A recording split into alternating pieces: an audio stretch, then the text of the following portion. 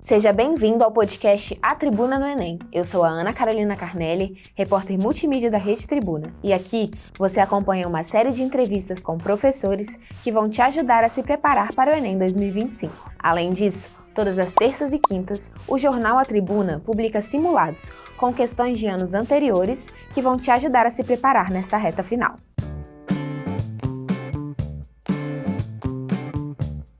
Essa dica pode te salvar na hora da prova de Geografia no Enem. Quer saber qual é? Então vem comigo que hoje nós vamos conversar com a professora Paula Favarato, que vai te ajudar a se dar bem na hora da prova. Professora, bem-vinda. Obrigada. Existe alguma dica de ouro que você costuma dar para os seus alunos nessa reta final do Enem? Pois é, reta final eu acho que é um momento em que você prioriza o pouco tempo que você tem de uma maneira qualitativa. Então, a ideia é, não procure aprender nada novo, isso só vai te deixar ansioso, nervoso, apreensivo, vai que você não aprende do jeito que você acha que é o mais indicado, o mais correto. É um momento muito complicado porque 1001 fantasmas aparecem na cabeça do aluno. Então, se não é para aprender coisa nova, é para fazer o quê? Revisar, fortalecer aquilo que você construiu ao longo da sua caminhada, que começou lá em fevereiro, e na verdade começou há muito mais tempo, desde que começou a sua história escolar. Então, fortalecer pontos principais, que a gente inclusive vai comentar aqui, quais são os mais indicados, eu acho que é a melhor saída para esses próximos dias. E o que os alunos podem esperar da prova de Geografia no geral? Então, vamos lá. Geografia é uma parte componente de uma das provas mais interdisciplinares do Exame Nacional do Ensino Médio, que é a prova de Ciências Humanas. Ela conversa muito com história, conversa muito com filosofia, conversa muito com sociologia. Então, eles podem esperar uma prova com alto grau de cobrança de interpretação. Essa também é uma das grandes questões de desafio do primeiro dia, né? É uma prova muito textual, tem linguagens, tem uma redação para fazer. Então, você vai ser cobrado, isso com certeza absoluta, no mais alto grau da sua atenção às questões interpretativas. Então, olho nos textos, olho naquilo que você está sendo perguntado e atenção com cansaço, né? Eu acho que uma boa estratégia de prova para deixar o cansaço um pouco de lado, eu acho que é fundamental nessa reta final, no sentido de saber o que aguardar de uma prova que é uma prova baseada em leitura. E existe algum conceito, algum tema que você aposte que com certeza vai cair, que você fala, esse aqui tem que revisar porque é mais importante? Pois é, a gente sempre costuma dizer que o Enem é uma prova que tem suas dificuldades, como todas têm, mas ao mesmo tempo ele te oferece uma enorme vantagem, ele tem a matriz de referência publicada. É um grande edital que na verdade destrava aquilo que você não precisa estudar. Ele te cobra, te coloca muito bem explícito aquilo que vai ser cobrado. Então, pensando no edital, pensando no conjunto de habilidades e competências, meio ambiente. Esse é um assunto que tem que ser revisado com atenção, com carinho, com cuidado. A intervenção que o homem faz sobre o meio, como os fenômenos naturais acontecem, como a gente tem interagido de maneira maléfica, de maneira pouco harmônica com esse meio e quais são os problemas que vão ser devolvidos para a gente. Ainda mais em um ano de COP30, é importante a gente lembrar os alunos, as provas do Enem são feitas com questões pré-testadas que vêm de um banco, então aquela atenção ao tema de atualidade, o que está acontecendo nesse ano, isso você pode respirar aliviado, mas nada que está acontecendo hoje em dia começou de uma hora para outra, né? Então, assim, pensando na centralidade da questão ambiental que a COP30 traz, talvez questões de meio ambiente tenham sido escolhidas com mais intensidade na prova desse ano. Então, eu penso que meio ambiente, relação do homem com o meio, interação, ocupação de espaço, problemas ambientais, sejam no meio rural ou no meio urbano, são fundamentais. É uma dica de milhões. Meio ambiente. E o contrário, algum tema que provavelmente, assim, não costuma cair, mas que é importante ter ali pelo menos uma base? Então, a cartografia é uma grande questão dentro da geografia, né? Eu acho que 8 entre 10 alunos têm horror à cartografia, aquela questão da escala, do fuso horário, da linha internacional da data, aquela cartografia mais tradicional, mais escolar. Essa, respire aliviado, não é assim que o Enem costuma cobrar. Esse é um padrão de provas mais tradicionais. O Exame Nacional do Ensino Médio tem uma leitura do mapa mais ou menos baseada em que o mapa é o seu amigo, ele é um instrumento de avaliação do espaço. Então você tem que ler o mapa com a mesma propriedade que você lê um texto.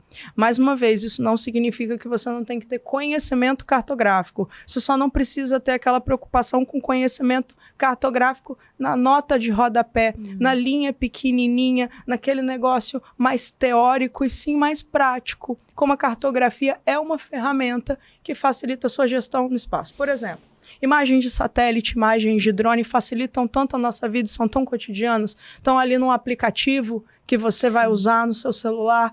Esse tipo de conhecimento cartográfico é muito valorizado pelo Enem. Não a linha internacional da data, que ela não seja importante, pelo amor de Deus, mas é que ela é menos cotidiana. Quantos alunos do universo de estudantes brasileiros vão cruzar a linha internacional da data nos próximos anos? Mas quantos deles vão usar um aplicativo?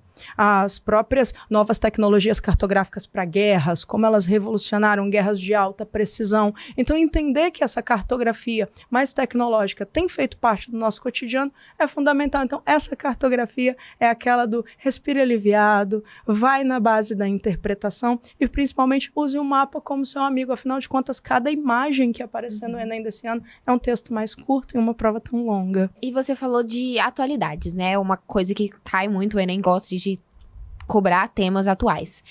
Existe algum tema geopolítico que você aposte que vai cair? A gente viu agora que aconteceu o acordo de paz em Gaza, né? Foi muito atual, provavelmente não vai cair nessa prova, porque a prova já foi feita. Isso aí. Mas existe algum outro tema que você aposte? Existe. Existe aquilo que a gente chama de efeméride, que são as datas de aniversário históricos redondas no seu ano de prova. Então, pensando em 2025, quais são as datas que eu indicaria agora nessa reta final para que o aluno pensasse, estudasse sob o ponto de vista histórico-geográfico, que repercutem no século XXI, nesse atual contexto. A ONU completa 80 anos nesse ano. E, de uma certa maneira, se você pensar em Gaza, Gaza é um grande produto de uma intervenção de criação da ONU, que é a criação do Estado de Israel e a criação de um Estado da Palestina que não saiu do papel, né? Então, quais foram os elementos históricos que participaram da definição, da demarcação desse território, da divisão entre esses povos? O que deu de errado ao longo desses 80 anos para que a gente chegasse em uma relação tão tensa, mesmo porque o que está acontecendo em Gaza agora começou há 2 anos atrás, né, com o ataque do Hamas. Então, a influência dos grupos extremistas religiosos no Oriente Médio, isso aí é uma coisa que a gente sempre pede para o menino pensar, afinal de contas é um aspecto de atualidade, não de ontem, de hoje, mas dos tempos atuais que a gente vive. Então, eu olharia com carinho essa questão de Gaza, mais no sentido dos componentes, dos agentes participantes desse processo. O que deu errado para acontecer o que aconteceu lá agora? E pensando nessa vibe das guerras que você sugeriu aí, guerra da Rússia e da Ucrânia, né? A gente está aí num transcorrer de mais de 3 anos de conflito. Revise final da Guerra Fria, a nova ordem mundial, o papel da Rússia, o papel da Organização do Tratado do Atlântico Norte, que são também agentes envolvidos nesse processo. Muito mais do que o passo a passo da guerra, são os elementos envolvidos nela e os interesses de cada um deles. Então, dica aí sobre as guerras, para a questão do Oriente Médio, a ONU, a sua intervenção e a sua certa omissão para resolver esse problema. A questão dos grupos extremistas e Rússia e Ucrânia, um olho especial em Guerra Fria e no panorama da Rússia na nova ordem mundial em meio a interesses ocidentais da OTAN. Isso aí é bem legal. E o Enem tem muito essa questão de interdisciplinaridade, né? Como que a prova de geografia ela pode ser cobrada em outras matérias também? Nossa, eu estava conversando com os meninos esses dias o quanto a matéria de geografia ela conversa, ela dialoga com várias outras disciplinas. Dialoga com química, por exemplo, composição de um solo mais ácido, correção para aproveitamento em agricultura. Então, isso pode aparecer até no segundo dia. Sobre o segundo dia, a questão dos biomas, dos grupos de vegetação, que também podem aparecer em ecologia, na parte de biologia. Com história dispensa comentários, né? História e geografia são 2 ciências irmãs. A gente falou de Segunda Guerra Mundial, né? A Segunda Guerra Mundial completa aí 80 anos também do seu final, Guerra do Vietnã, que foi em 1975, o Vietnã do Norte e o Vietnã do Sul, a questão da Guerra Fria. Então, conversa muito com história, demais da conta, dialoga muito com sociologia, principalmente quando a gente fala de sociologia dos direitos humanos, as pessoas que são vulnerabilizadas, que não são tão protegidas pelo artigo 6º da Constituição, as pessoas em situação de rua, o problema da moradia, a questão da alimentação, que é sempre uma preocupação do Exame Nacional do Ensino Médio. Então, o trabalho Brasil, a tecnologia, então isso intercala muito com sociologia, e até mesmo na prova de linguagens. A gente costuma dizer que o primeiro dia de prova é altamente interpretativo, mas muitas coisas, muitas pequenas observações da prova de linguagem ajudam na prova de humanas, da de humanas ajudam na prova de linguagens. Então, eu diria que é uma matéria muito coringa, porque pode até te ajudar num repertório para redação, né? Quase todos os problemas que o Enem cobra sempre são um problema de igualdade, sempre são um problema de globalização. E isso você estudou a vida inteira em geografia. Então é uma matéria que não está aí para prejudicar ninguém, está aí para te ajudar. Sim, eu ia até te perguntar sobre isso da redação. Existe algum teórico que você normalmente fala assim, esse pode ser algum coringa que o aluno pode encaixar ali na hora da redação? Olha só, eu tenho as minhas preferências, todos têm as suas preferências e assim, sempre que eu posso, por ser uma composição básica da minha matéria, mas sempre que eu posso, eu peço para a galera dar uma reforçada dentre vários autores em 2. O Milton Santos, que é o maior nome do século XX virada para o século XXI, um dos maiores geógrafos do Brasil, nosso, né, patrimônio brasileiro, que fala muito sobre essa questão da tecnologia, o impacto dessa tecnologia na construção da sociedade, na construção da economia. E ele foi um cara que durante a vida dele toda foi uma grande referência para temáticas de globalização. Então, o Milton Santos, ele serve para a prova de humanas, ele serve para a prova de linguagem, ele serve para um repertório de redação, super indico. E o Ailton Krenak, pensando sobre essas questões de meio ambiente, né? Nada melhor do que você ter uma visão das questões de desenvolvimento e noções de progresso, vindo de um autor que remete à essência dos povos tradicionais brasileiros. É um espaço importante que tem sido aberto e com atraso para uma literatura produzida por povos tradicionais. O Enem costuma valorizar muito isso. Então, eu aqui tenho os meus preferidos, que são o Milton Santos e o Ailton Krenak. O Ailton Krenak, acho que é um dos preferidos. A professora Alba também, ontem, falou com a gente sobre ele, então é uma boa dica. Então, tá vendo? Alba nem combinamos, porém combinamos. A grande questão é que o Ailton Krenak, isso é legal dividir com o aluno, ele tem sido usado, muito usado em textos de questão de prova no pós-pandemia. Então, cresceu o espaço que processos avaliativos de vestibular, e o Enem incluso nesses, tem dado para esse autor ali de 2020 e 2021 para cá. Então, a visibilidade dele sob esse olhar pedagógico tem crescido. Então, reforça aí a nossa dica. Dê uma olhadinha nas questões das 2 principais obras do Ailton Krenak, que eu acho que vale a pena nessa reta final. Ainda mais que são livros curtinhos, de leitura tão bacana, a gente sai tão mais cheio depois que lê as 2 principais literaturas dele. Eu acho que vale a dica. E o que o aluno pode fazer, então, agora nessa reta final para realmente ir preparado para a prova? Vamos lá. Como o tempo é um grande inimigo da gente há poucas semanas do Enem, ele precisa ser usado de uma maneira muito inteligente. Resolução de exercícios. Mas que tipo de exercícios? Os Enems de vidas passadas.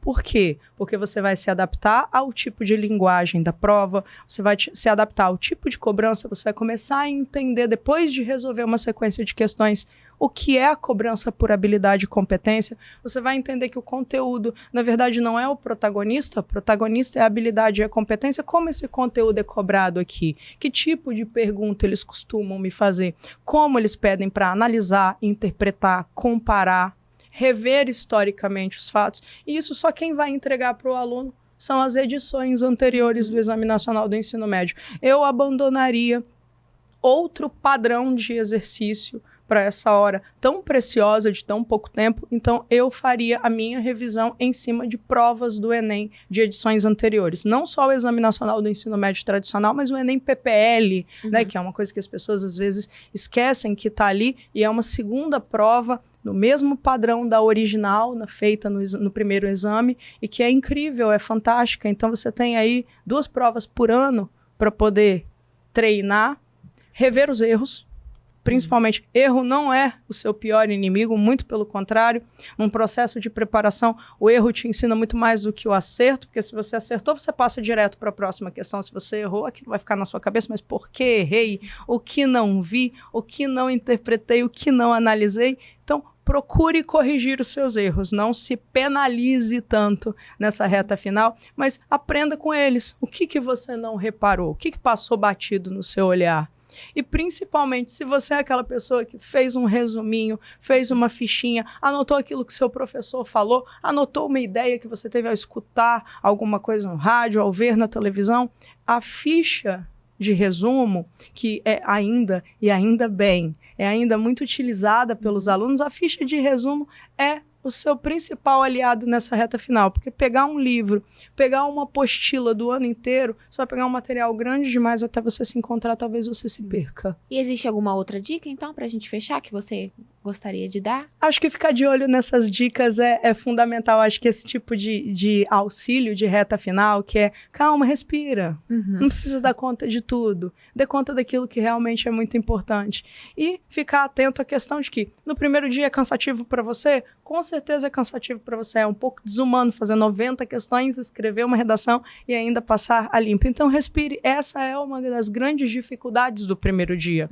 Tipo, se você está muito cansado, isso não é nada mais, nada menos do que a normalidade do processo, porque a essa altura do campeonato, todo mundo meio que acha que está fazendo alguma coisa de errado ou está cansando muito mais do que os outros. Não, o cansaço é um dos principais agentes dificultantes do Exame Nacional do Ensino Médio para o primeiro dia. Então, respire, fique tranquilo de que você está fazendo um bom trabalho. Atenção para essas dicas e não negligencie questões ambientais, tanto voltadas para as questões rurais, globais e urbanas. Eu acho que essa vai ser uma das grandes marcas registradas do Enem, tem se fortalecido. Então, pensar essa questão ambiental da maneira mais ampla possível é uma grande porta aberta para você ficar tranquilo e para você fazer um bom trabalho nas próximas semanas. Então tá certo. Muito obrigada, professora. Joia, é um prazer. Gostou desse conteúdo? No nosso canal do YouTube e no portal Tribuna Online tem muito mais. Então deixa aqui embaixo o seu joinha e compartilhe esse vídeo com um amigo que também precisa dessas dicas para se dar bem no Enem.